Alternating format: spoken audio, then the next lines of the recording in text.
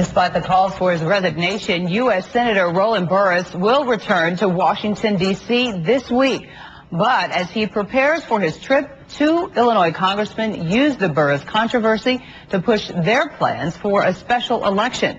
ABC 7's political reporter Charles Thomas has more on that.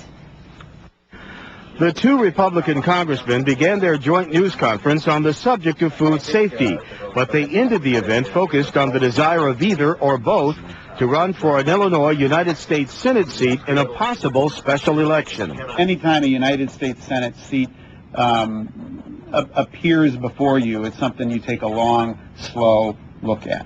I have been looking at it, but there is no election today. But Roskam and Kirk's ambition is tempered by the political reality that some Democrats in Springfield and Washington oppose an election that could lead to a Republican victory.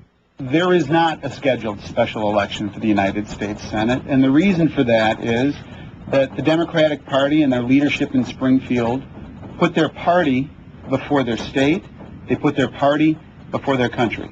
By mid-afternoon, House Speaker Michael Madigan had not given thumbs up or down on Illinois House Bill 2543. It was written by McHenry County Representative Jack Franks to require an election within 4 months to fill a U.S. Senate seat whenever a vacancy occurs. On Friday, Governor Quinn called on Rod Blagojevich appointee Roland Burris to resign, while at the same time announcing his support for the Franks bill as a way to choose Burris's replacement.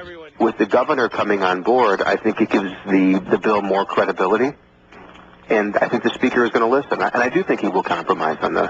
Burris, inside the silver SUV that sped away from his South Side home this morning, has given no indication he'd resign under any circumstance. He plans to return to Washington tomorrow for President Barack Obama's address to the joint session of Congress. Burris faces an inquiry by the Senate Ethics Committee, as well as a Sangamon County prosecutor's investigation into the senator's truthfulness on events leading up to his appointment by the ousted Rod Blagojevich. In the halls of the United States Senate, he's not held in high regard.